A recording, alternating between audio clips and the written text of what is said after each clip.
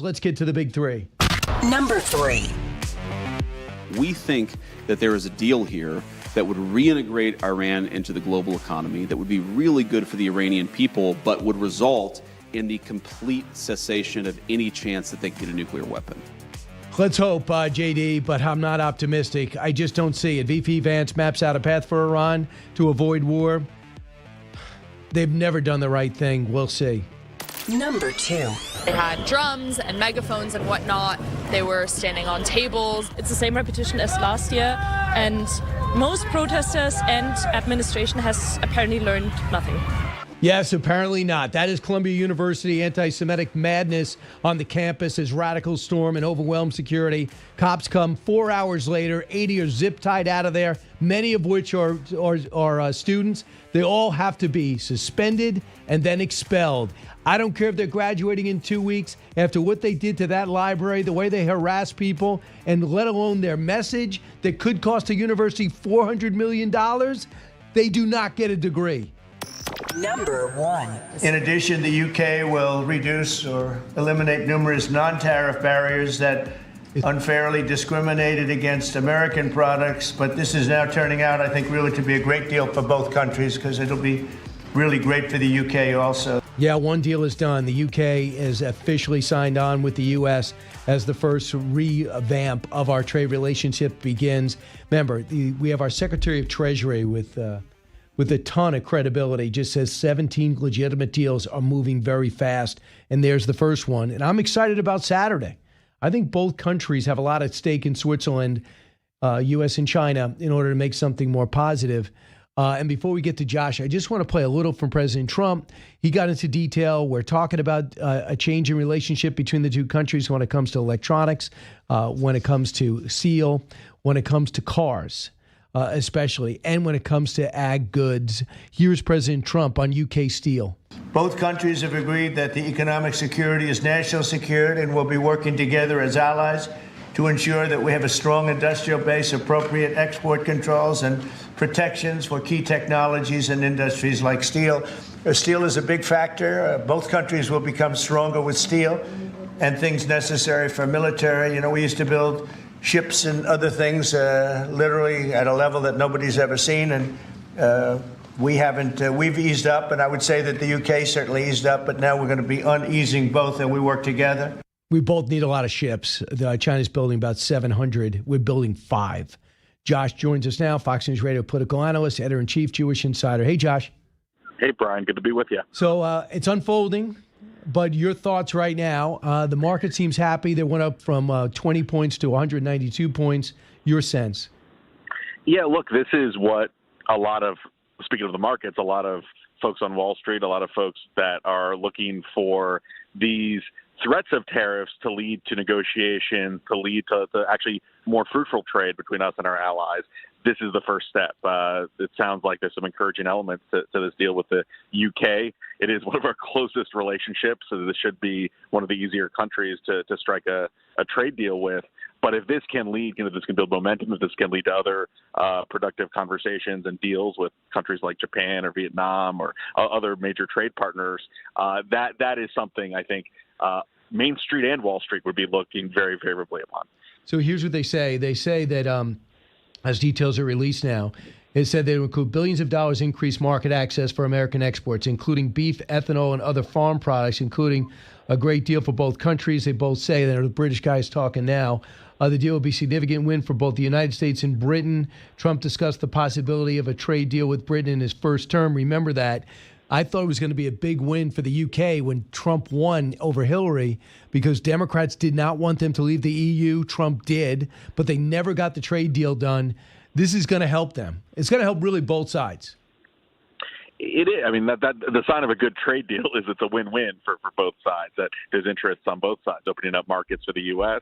and getting British products and helping their goods too into the United States as well. So, look, this is the kind of country that, you're right, Brian.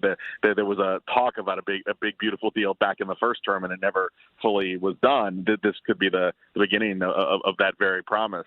But I think more importantly, the prospect of other deals. Like once you get one done, yeah. I think it makes it a lot easier for other allies, for other countries we're negotiating with to build upon that momentum. And that would be something that farmers in the Midwest are looking at, that business people in New York are looking at, and I think the markets would be looking very favorably on that prospect. So before I get your take on what's going to happen Saturday, how you think that's going to go, they says it's an icebreaker meeting in Switzerland. I asked Senator Tom Cotton what he thinks. First, he wanted to set the parameters. Cut 10. Ultimately, the worst actor in the world on trade is communist China. For decades, they've been supporting their own companies with illegitimate means like state subsidies and giveaways and dumping products overseas in our market, while also attacking our companies, stealing their intellectual property, forcing them into joint ventures with Chinese companies that can then take all their technology. So that's what he's looking to do. I mean, this is just the beginning. But China has been exposed this week, is really hurting manufacturing jobs. People are not getting paid. People are walking out. People are upset about benefits, and I think that it's pretty clear that they're hurting too.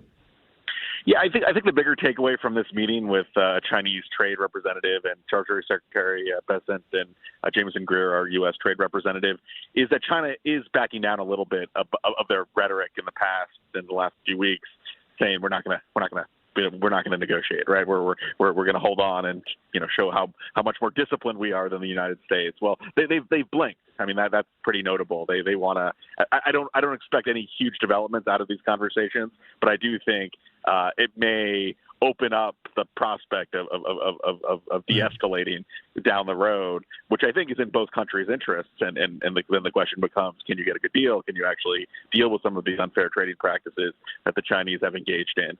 But I think the bigger political takeaway is that China, after all the bluster of saying we're not going to talk to the United States, you're right, Brian. The factories in China were empty. I mean, they were having trouble exporting their goods. They were taking an immediate economic hit, and they couldn't, in good faith, continue to go on that course, and they had to open up their own diplomacy, and the U.S. has also sort of backed down. Trump has backed down from some of his initial rhetoric. So there is an opening here for negotiations. I don't expect the talks in Switzerland to lead – you're talking about a relatively mid-level representative that the Chinese are sending, but I think it could lead to more productive talks in the future.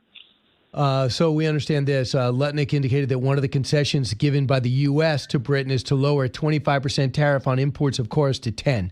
So that means the Rolls-Royce might be a little bit cheaper. I want you to hear Keir Starmer, the Prime Minister, just called his call in. He's on the phone. So listen to this. Thank you, Mr. President, Donald. And this is a really fantastic, historic day in which we can announce this deal between our two great countries. And I think it's a real tribute to the history that we have of working so closely together. Can I pay tribute, Donald, to your negotiating team as well, particularly Howard and Jameson, who've done an incredible job, a very professional job, and my team as well. Two negotiating teams have worked at pace now for a number of weeks to bring in this deal today. Really important deal. This is going to boost trade between and across our countries. It's going to not only protect jobs but create jobs. So pretty cool. I mean, so far, win-win, good feeling as the president gets set to go to the Middle East. Yeah, I mean, look, Trump is the master of just the theater of these events, too, having the British Prime Minister, who, by the way, I think one of the more successful foreign leaders who came to visit the White House last month was Prime Minister Starmer, even though they're from different sort of political sides of the aisle. Starmer talked about, inviting the president to visit the king and really, was very, very praiseworthy of the president. And I think Trump returned the favor. So not only is it no coincidence that there's a deal struck first with the UK, but this relationship, the Starmer-Trump relationship, has gotten off to quite good footing. And you could hear that from the comments by both leaders today. Yeah. And, the president's still working on it. I noticed the Treasury Secretary is not here. I did think he does praise Lutnick and our Jameson Greer, who's got his hands full. My goodness. I mean, this guy's got to double or triple his staff because once he frames it out, they need people to get all the details out. So it's going to be special. I got to get you on another area I know you're passionate about. and that's anti-Semitism on these schools. You got testimony on Capitol Hill for the non-Ivies. And at the Ivy Leagues, last week we heard that Columbia dodged a bullet. They planned on having encampments back, despite that they've already gotten $400 million frozen because of anti-Semitism on the campus. And they had to lay off about 180 different people from the campus to make ends meet. And then we find out about campus riots going on yesterday in the library. So, I mean, this is absolutely out of control, what we're witnessing here this summer. And here's here's one of these Columbia students talking about what they saw. Cut 26. They had drums and megaphones and whatnot. They were standing on tables. Public safety made an announcement that everyone in that room would be arrested if they didn't leave. It's the same repetition as last year, and most protesters and administration has apparently learned nothing. They haven't. And I talked to one of the students yesterday. She was on the first floor, and she's wearing a Jewish star. She said, "Bring it on if you want." And they were screaming things for that Mahmoud Kahil, and they were screaming things for somebody who was evidently slain over in Gaza, and demanding divestiture from the country. And they stayed there for hours, and they hurt one of the guards, and they just disrespected him entirely. And one thing they did, I think, was fantastic, Josh. They wouldn't let him leave until they gave their name and numbers. So if they did leave, they're going to track them down. If you're Columbia, what happens to those students today? Well, look, I've got to say that I think it's in large part because of the pressure from the Trump administration and cracking down on Columbia. That's sort of the stick that's really pushed Columbia's leadership to actually be much more responsive. I will say, Claire Shipman, who's the new interim president, she was on the board. She's now leading the school. The encampment was cleared, right? That didn't happen. That was a lot of worry that there could be continued threats to Jewish students. That was dealt with right away, and the people involved were, I think, punished. And now, it was pretty ugly yesterday in the library, but the president put out a videotaped statement, put out a very thorough statement pledging arrests, penalties, expulsions of the people there who were students, and she called the NYPD. If you remember, the former president didn't want to call on the NYPD.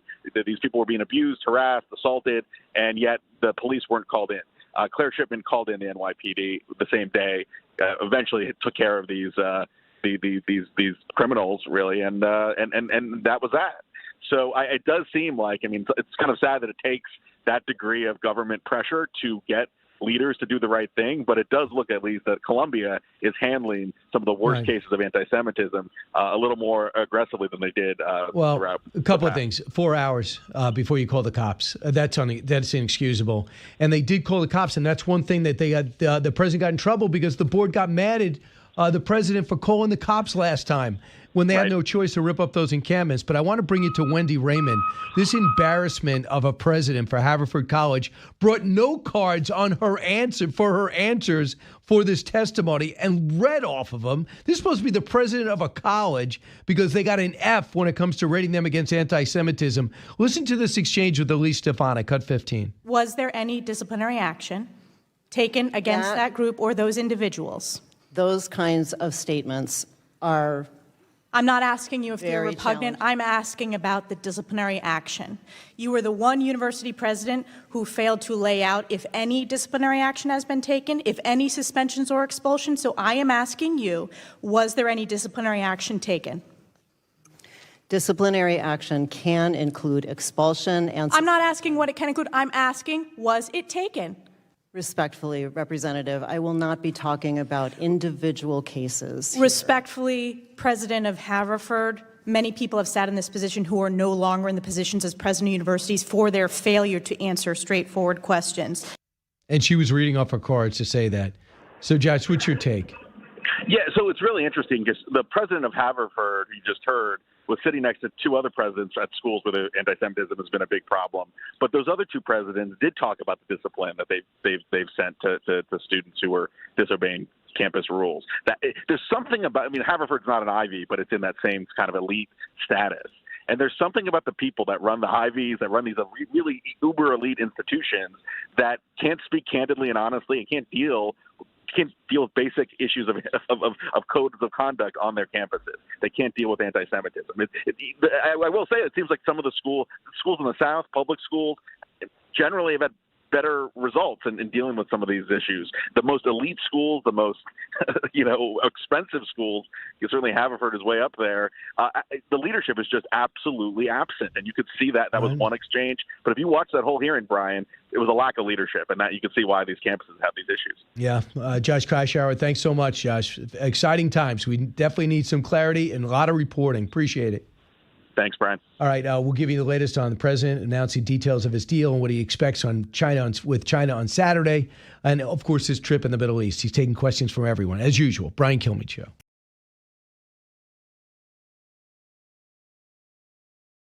Biden Inc. has collapsed. All those Biden grandkids had a lavish lifestyle, which they very much liked. Hunter made hundreds of thousands of dollars, millions of dollars. Joe, as a former president, is not in a position to get the same kind of paid speeches, corporate boards, book deal.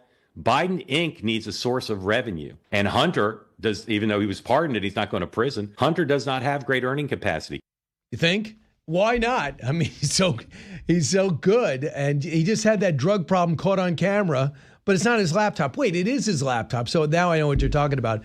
Marc Halpern on his two-way podcast talking about right now that Joe Biden's got to come back. I guess you would think at this point at 80-something years old, he's got enough money, but he's got to come back and establish himself. He's on The View today. Griff Jenkins is here. Griff, I know not a day goes by. Like, everybody knows with Griff. It's 11 o'clock Eastern time. Do not call him. The View is on, right? That's right. Allison, yes. how many times I say text him and you go, not available. Yeah, not available. The View is on. Yeah. And, Do you know it's the number one talk show? They claimed they're the number one talk show in America. Listen, to defend The View, believe it or not, for a moment, if you remember going back for years, The View used to talk about lighthearted stuff. Yeah. They used to have really interesting discussions. It's just in recent years, they seem to have learned that their shift, their bread and butter seems to be in the political arena, which never really fares well for him. This interview, by the way, is the first interview since the election that he's doing live. He did BBC, though, right? He did BBC. That was taped. That was taped. This is the first live one, and it's with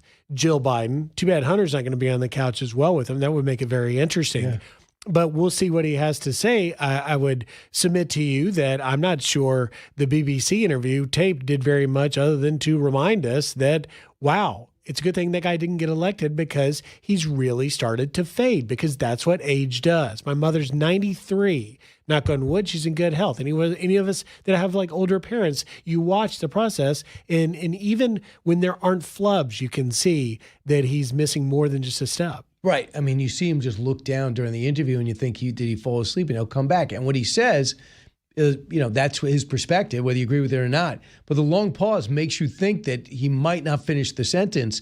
So it looks terrible. Why is his wife just in denial that the more he's out, the more it's going to reinforce the 4 books that are out talking about how in various ways he was asleep at the switch? Yeah. And, listen, I've talked about this before, and, I remember the day back in last summer when Sally Quinn, right, her husband, longtime publisher of the Washington Post, Sally Quinn wrote a piece directly titled "To Jill Biden," saying she remembered, her husband and going back to Watergate, and he was going down and he died after a year of having Alzheimer's. And she talked about how she basically pulled him out of the Watergate 40-year reunion stuff because she saw how bad it was going, and she didn't want her husband's legacy to be that. And so, now we're about to watch Jill Biden sit on a live TV set with millions of people watching The View. And if he does have a flub, you really got to wonder why she would allow him to continue to be in that environment. And, look, hope it goes great. But Griff, you're in Washington for how many years? I've been there for 33 years. Have you ever remembered Democrat, and you might, I don't, in such disarray? I mean, for example, the biggest crowds are 2 socialists, AOC and Bernie Sanders. They're saying nothing new. They get big congratulations. And even in Idaho and different places, kind of interesting, but they have no new message.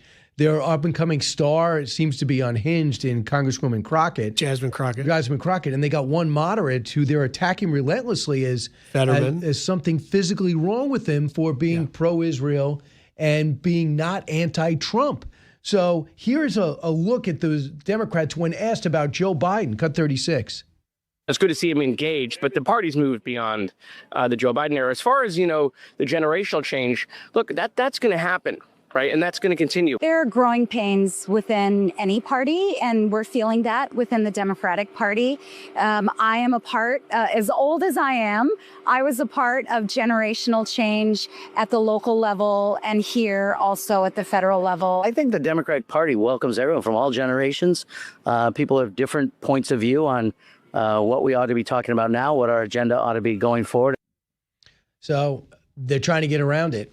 So I don't know. I don't know who's making sense now. Forget charisma. I really hadn't thought about it until you asked me that actual question. Yeah, that was Jared Moskowitz who started with you. Yeah, but I've never been asked that question, in all the time I've been in Washington, which dates back to the Clinton administration. And even before that, George W. Bush.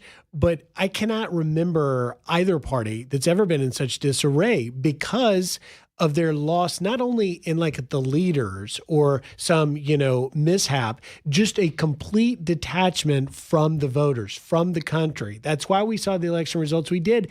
And at the end of the day, the Democrats have lost total connection to the working class, total loss really to young people now we're seeing. But they need the message more than they need the leaders. And the only leaders that are getting noise and traction are the Crockett's and the AOCs saying, we just got to fight for fight's sake. But look at where they are. The best example of this that tells you where they are, they're fighting for Kilmeade Abrego Garcia. That's not going well for them. Still. And it's like they didn't learn a lesson in November. Now they're doubling down, and you're seeing Democrats struggle going, well, no, I'm not actually for him. I'm just talking about the process, and it's nuance, and it doesn't make any sense whatsoever. And, look, if we see these trade deals come together, if we see the market shift, if we see some progress and the economy improve, what's their answer going to be to that? Because they've got, in politics, it's always 2 steps ahead, not 2 steps backwards. And they're not going to have an answer. I'm going to bring this. I'll continue on that. ACLU is urging the court to order the return of Kilmeade. Now, in turn, the Justice Department has pursued Daniel Lozano Campargo, who applied for asylum in 2022. He was arrested on cocaine possession, was recently deported under the Alien Enemies Act, right? But they're going off to find out more about Kilmeade. Their ABC is reporting that Kilmeade was actually hired by a guy now in jail to bring illegal immigrants back and forth and traffic them through the country. Yeah. That was his job. So they're going to go interview an illegal alien who's in prison about that story and bring it forward. So ABC of all people reporting it. So how much more proof do you need that this guy's as bad as it gets? Listen, as far as the border officials go, you don't need any more, because when that tape came out from the Tennessee highway stop, I was talking with people like Lieutenant Olivares of Texas DPS and his deputy, Lupe Casare. And I literally said, hey, that's the stuff we stopped. I rode with you at 3 a.m. We stop people like that. Does this look like a human trafficking as it appears? He said, this is textbook, right? Textbook human trafficking. And not only that, you're seeing, the numbers with the border. People are like, oh yeah, the border's secure now. It doesn't matter. It does matter. Just today, when you guys were interviewing Tom Homan, I was in the green room talking with him. I said, hey man, how are the gotaways? He said, Griff, it's unbelievable. We're getting less than 40 every day. It was 1,800 to 2,000 a day. Now, why does that matter? It matters because not only was the border open, we were seeing 7, 8, 9,000 coming across the border and getting released, but those gotaways were always the greatest threat, security threat, and the troublemakers, because we don't know who they are, but we know if they want to evade being apprehended, there's probably a likelihood that they have a reason for that. And now we have got that down to, I think he said yesterday it was 37 compared to 1,800. We need that Aliens Enemies Act. And what we need that for is to be able to send these people out of the country and prove that this is an organized enemy. For example, Al-Qaeda, you could say it's an organized enemy, not a country, but they organized as a enemy force. And you could talk a battle plan. You could talk about their mission. Now, with Venezuela, to say these are aliens, they qualify under Aliens Enemies Act, I understand you have to show that Maduro, his government, send these guys in to create havoc here, kill Venezuelans who defected, and create havoc in America. And the intelligence agencies leaked out that they don't think that this is organized by Maduro. Is this another example of intelligence leaking out things to be against the administration that drove Trump and other administrations nuts in the past? The resistance continues. Yeah, it is. And, look. I mean, there's a chance it's just true that it isn't organized. But I don't care. It still affects us the same way. But go ahead. Well, no, look, there is a long history between the former leader of Tren de Aragua, who is on the run, believed to be hiding in Colombia, and the leader was in that prison in Aragua. Right? That's where this all started. They formed in a prison in Aragua. Where's Aragua? In Aragua, it's a central Venezuelan city. Oh, okay. Where one of the biggest, most violent criminal prisons. We see CICOT down, right? In El Salvador. But Tocorón, if you look that up, Tocorón is the prison that houses the worst criminals in Venezuela, in central Venezuela. And that gang began there. The leader got very successful, so much so that it became a political problem for Maduro. Maduro sent in a lot of guards. There was a riot. There was a lot of bloodshed. And then all of a sudden, supposedly, the leader escapes to Colombia, which we don't know where he is. I forget his name, but there's been a lot of intelligence also that they are working in concert to profit over the human trafficking, drugs, and everything else that they're doing. There's a criminal organization set up. And I think a lot of that is what the administration believes. But step back for a second. The American people don't see a difference between whether Maduro has a hand on this or not. They see that Tren de Aragua is killing and injuring and threatening a heck of a lot more Americans in American cities than Al-Qaeda or ISIS or any other threat. So I asked Tom Homan this today. So just give me clarity on this, because no one really can. You have 8 million illegals who came under Biden, roughly 20 million that came here over decades here illegally. So I catch a guy, he does not belong here. I catch him, let's say, as a criminal.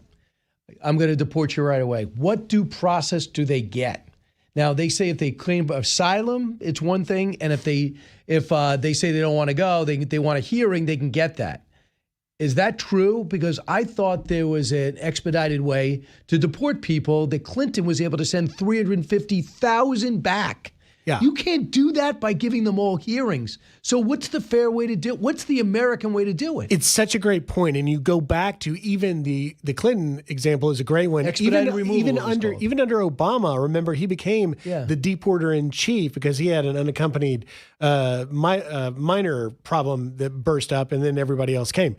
But at the end of the day, just think of it as this, because we hear so much about due process. Remember, think of it as a 1 to 10 scale of your due process you've got. You and I are American citizens. We have a 10 out of 10 due process from the start, always, forever, as embedded in the Constitution. You and I are 10s. When you illegally cross that border, you have 0. You start at 0. Once you begin to claim asylum, once you begin to try and find your, reasons of why you belong here to not be deported, that number fluctuates, a 2, a 3, a 4, a 5, whatever it is. And if you get a reason for asylum and you're granted the permit to stay, you become a legal permanent resident, you get on a path. But the majority do not. And when you have the criminals that commit crimes, when they get here, you go back to a 0. You are violating any reason to have crossed, and you had 0 when you got here. And the due process, when you talk to these immigration lawyers, and I've interviewed a bunch of them,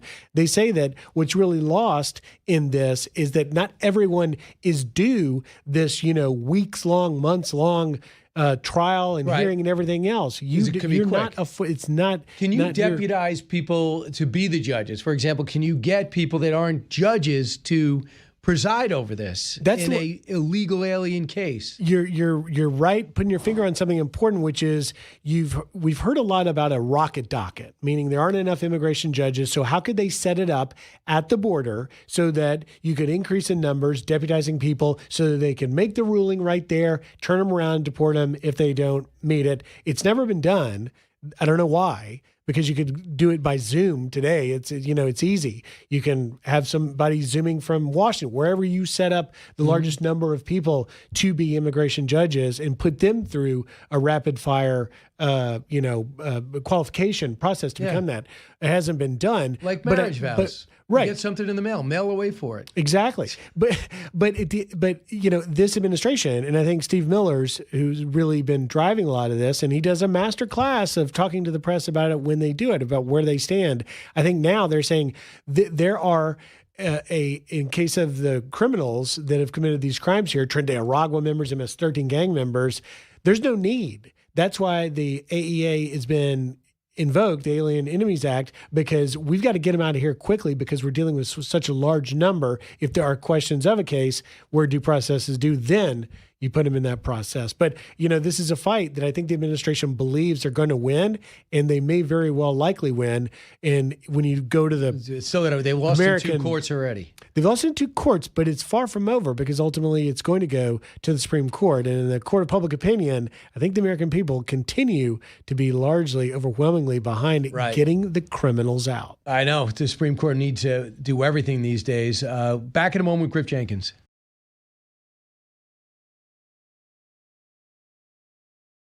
In addition, the UK will reduce or eliminate numerous non-tariff barriers that unfairly discriminated against American products. But this is now turning out, I think, really to be a great deal for both countries because it'll be really great for the UK also. So they're opening up the country. Their country is a little closed, and we appreciate that. They'll also be fast-tracking American goods through their customs process, so our exports go to a very, very quick form of approval, and there won't be any red tape. President of the United States, this is what I've been waiting for, Griff Jenkins. I've been waiting for the trade deals to come, and now they're going to come. I think they're going to be quick, too. I think they've got 17 in the hopper. First one is the UK. That just announced it. It's not just you waiting. It's the markets. Yeah. This is what they wanted to see. And you're right. You've got likely we're going to see Japan, South Korea, potentially India coming next down the pike. And obviously this is what the president said, give it some time. This is the work between Keir Starmer, the new prime minister, and Trump seem to have a good relationship. They've seen eye to eye on this. We'll see what the details are. It'll be interesting to see, Brian, in the next hour or so, if Democrats jump on it right away and start to attack it. Then they're going to say, oh, it's not done yet, it's just framework. Okay, don't worry about it. These things can go on. They'll be 50, 100 pages, whatever it is. They'll work out the details, but the framework's agreed on. They're going to pick on that. Quick thing on Japan. Evidently, we're telling Japan's like, we want 0 tariffs on our cars. And we said, no, you got to make them here. And that's what really stopped it. They make 500,000 that they sell in Japan to get here. They make 2.3 million here. They go, what about the 500,000? We said, no. I'm not going to do that to our big 3 or big 4 with Tesla. I got a confession. I don't love that news because I have a 2006 beat up Toyota 4Runner. Literally, it's dented. It's got about 300,000 miles, and I'm worried it's going to die any day. And so if I was going to replace that guy, I may have to pay a little bit more now. Tough. Come on, think about the country, Griff. I thought you were a patriotic guy. Just don't worry about the border. There's more to life than just the border. I may have to buy an American pickup truck. When's the next time we see you on television? Outnumbered today at noon. You're going to be the man? I'm going to be the man. All right. Well, watch him at 12. Brian Kilmeade Show. Keep it here.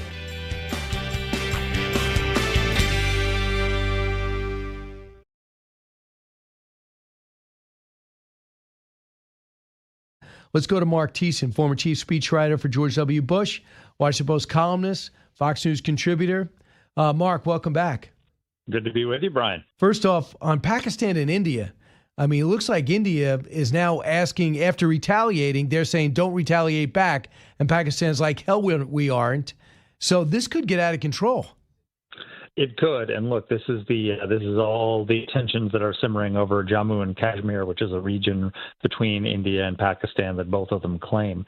I remember when I was with Secretary Rumsfeld in the Pentagon and the Jammu Kashmir issue was coming up and President Bush was being urged to try and negotiate a settlement. He told him, if you like the Israeli-Palestinian conflict, you're going to love Jammu and Kashmir.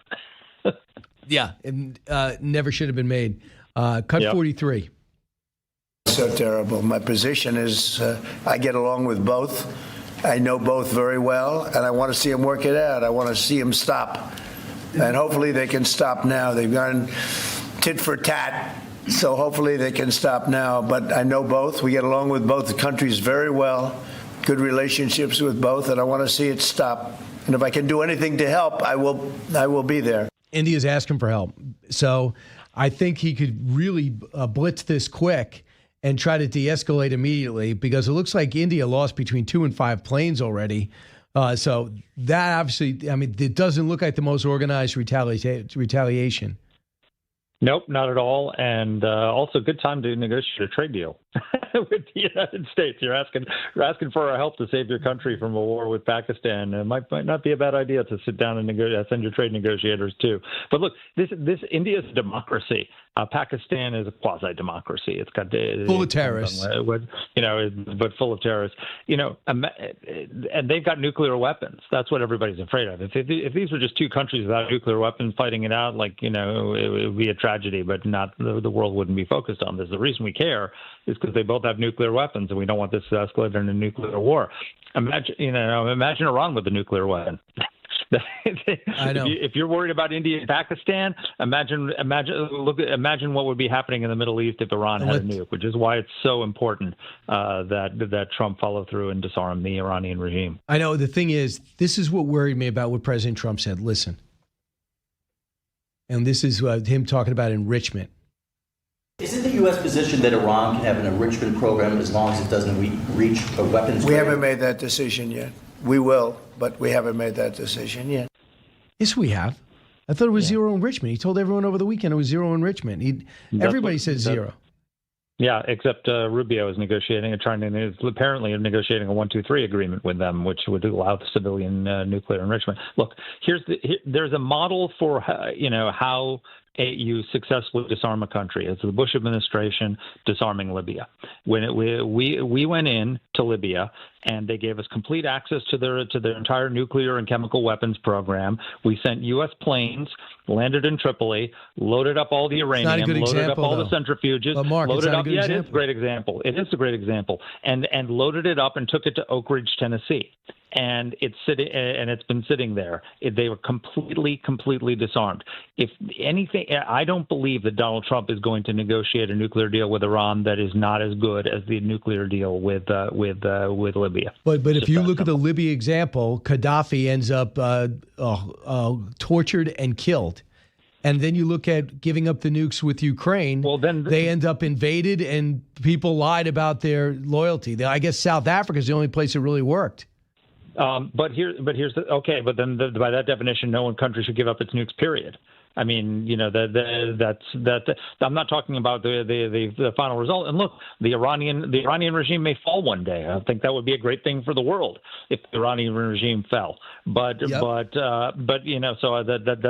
that part doesn't bother me, though that was under Obama later. That wasn't the Bush administration where Gaddafi fell.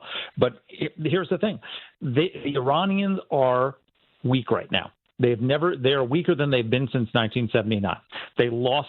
Trump has been pummeling their Houthi allies.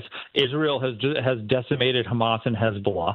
They've lost their only Arab ally in Syria, which means that we've cut off the pipeline of weapons going from Iran through Syria to Lebanon and the West Bank and Gaza. That's been shut down. They tried to attack Israel and they failed, and as a result, Israel's taken out their air defenses and their ballistic missile capability. They're strategically naked. They have their terrorist proxies. And Trump is pummeling their economy. The value of their currency has dropped 90% because of the maximum pressures campaign. They're completely strategically naked, economically decimated. They have no capability of effectively responding to an attack. The answer is the message to the Iranians should be very simple. You let us in and do what we did in Libya, or we bomb the hell out of you. Those are your two choices. Pick one. This is not a conversation about your civilian nuclear program. Those are the two options. Anything other than those two options, I just don't believe that Donald Trump is going to let George Bush have a better nuclear deal than with Libya than he got. I don't get. I mean, to me, I know you have to talk. Have talk. Go ahead. Try it. Make it clear. Zero nuclear program. Enrichment done outside your country, and there's got to be weapons inspectors there regularly. But we all know if they're allowed to enrich it all and keep centrifuges, it's going to be the same thing for about a year. Let's say they'll allow weapons inspectors in, and then there's going to be something that upsets them, and they're going to kick them out again, and there's going to be be talks about them starting their own program, and this is a bad deal. I don't think the president wants that on his legacy. No, and the other thing that he needs to realize is that everybody's afraid of him. Putin is afraid of Donald Trump. The Iranian regime is afraid of Donald Trump. But that is a depreciating asset over time as his presidency. He's in his final 4 years.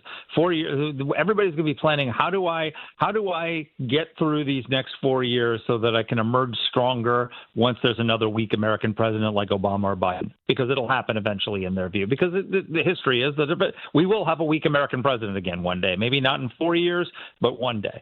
They just want to get through this Trump era. He needs to make sure that any deal he cuts with Putin, any deal he cuts with the Iranians is irreversible. That cannot be give them a way out in 4 years when he's left office. His legacy depends on making irreversible deals, and I hope that his team understands that. I do too. We also see that J.D. Vance came out yesterday and was speaking about Russia and said, look, they want too much, and they're basically not being realistic. We're trying to get them economically back on course. That could be some of the incentives to do it.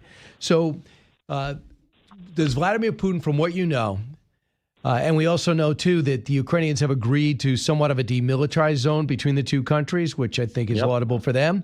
And they did agree to a 30-day pause, so that's laudable. They deserve credit. They have the mineral deal. They signed off on it. Give them credit for that. So does Vladimir Putin understand what negotiation is?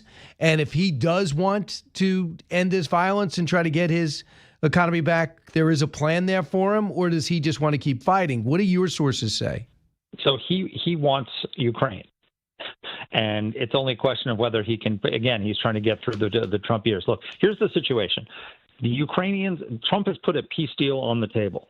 The Ukrainians have said yes to the entire peace deal, right? And so now it's on Putin. Is he going to agree to the same peace deal that the Ukrainians have agreed to? And if he accepts it, then we figure out a way to secure it and make it work. And if he rejects it, then he's the obstacle to peace, and he has to pay the price.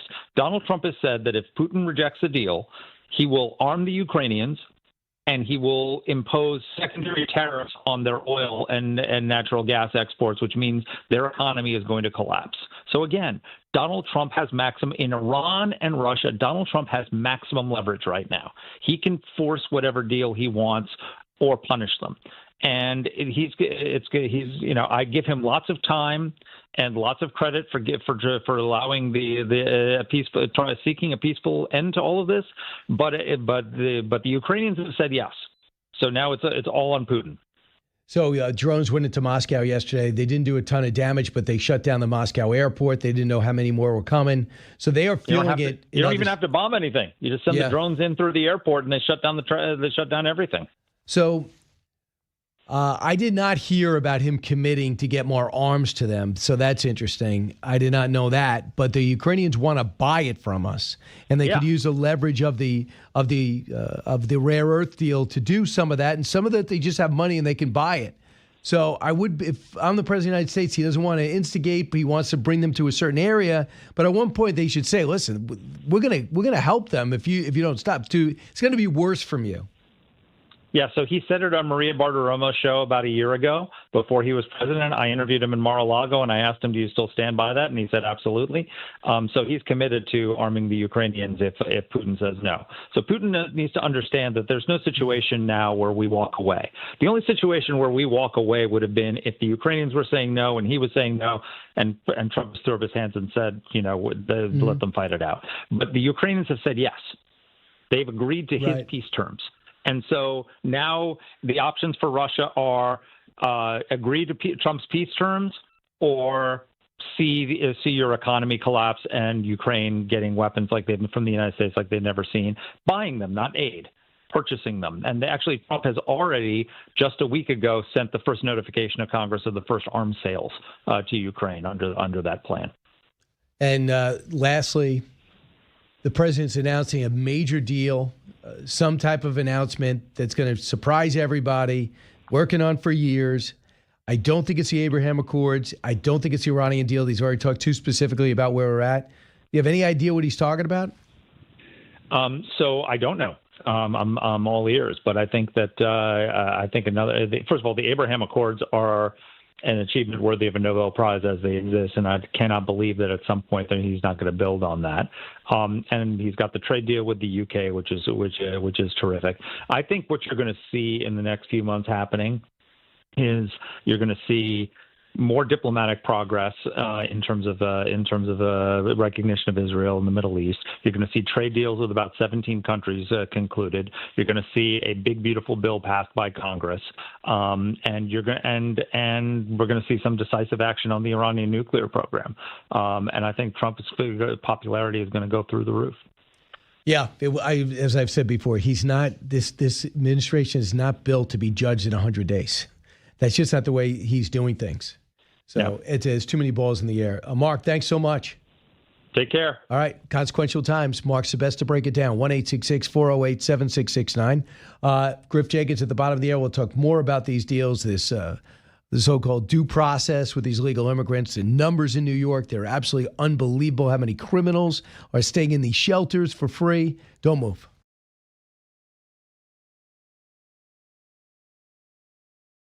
And at this, phase of my life, I'm in therapy right now because I'm transitioning. I'm 60 years old. I've finished a really hard thing in my life with my family intact. I'm an empty nester. My girls are in, they've been launched. And now for the first time, as I've said before, every choice that I'm making is completely mine. Wow. That does not sound like somebody who's married to Barack Obama. Does it? I mean, is that really something? Do you think President Obama's like, great, thanks. Well, do you want to go out to dinner or do you have plans already? I mean, think about that. Why does she need therapy?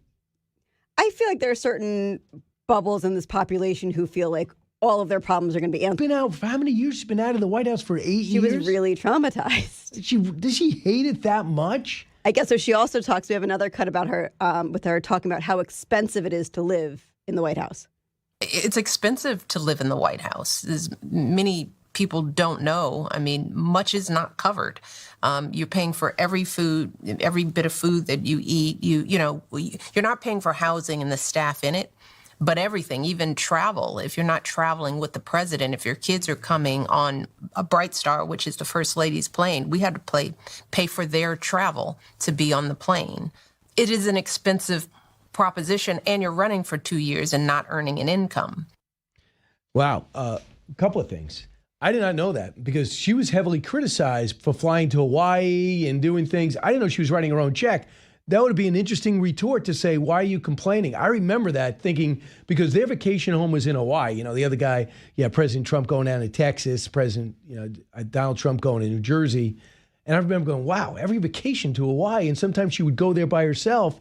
If she was paying for that, I wish she could have got a lot of heat off of her. Well, it sounds like she wasn't paying for it for herself, but like if she had her kids with her, or maybe her mother and things like that, they were paying part of it. But I do think the more interesting fact is sort of where, unless you are very rich, or I guess the amount of money that you need to run for president, right? 2 years not really having a job, but I mean that's where you get the donations. And then once you're in office, I mean, I think she's probably exaggerating a little bit, given that, Obama's net worth went up exponentially when he was in office. Like the richest guy. He's a billionaire. Yeah. But you just can't cash in on it when you're in the White House. But, the day you leave, you can accept all those speeches, the book deals and everything else. So it's not as if their future was dim. I mean, if you just look at her advances on her books that sell, and then you imagine her speeches. If she wants to do a speech, she'd probably get $500,000. She could probably get $200,000, let's say, for a speech. I mean, what is going on with her? I mean, she was doing those stadium tours, right, with Oprah. They were making good money on those. Right. But, she's being exposed now. Look, I think that if they get divorced or something, I mean, her stock plummets. It's not like Eleanor Roosevelt, who made a name for herself for this great benevolent act. Hillary Clinton had a name for herself, whatever you think of her. Do you think Michelle Obama, because she became Secretary of State and was a senator and First Lady, do you really think that on her own that she's going to be marketable? I think so, because I think that super left-wing crowd loves her. And I think she, like, to that group, 100% in Hollywood, she will always be in those circles. I agree with that. Yeah, I mean, I guess so. So, I mean, we'll see. And, the whole thing with, we don't know what Barack Obama's doing, but evidently she's got some really negative things to say about him. That is bogus. Right. And is wrong. Okay, we'll see. I would love, I don't know what's going on. One pin is she's a best-selling author, and she's growing a garden, telling the kids to eat right, and now all of a sudden she's bitter, gone out of therapy, and looking to turn the page on her life alone. And has a mediocre podcast. Yeah, I heard no one's listening. Yeah. Even though, how much you want to bet she'll be nominated for a Golden Globe next year in the new podcast category? Oh, absolutely. Right? Yeah. Just like the best editing of the Kamala Harris interview on 60 Minutes. That is why the 60 Minutes is being sued and is settling right now.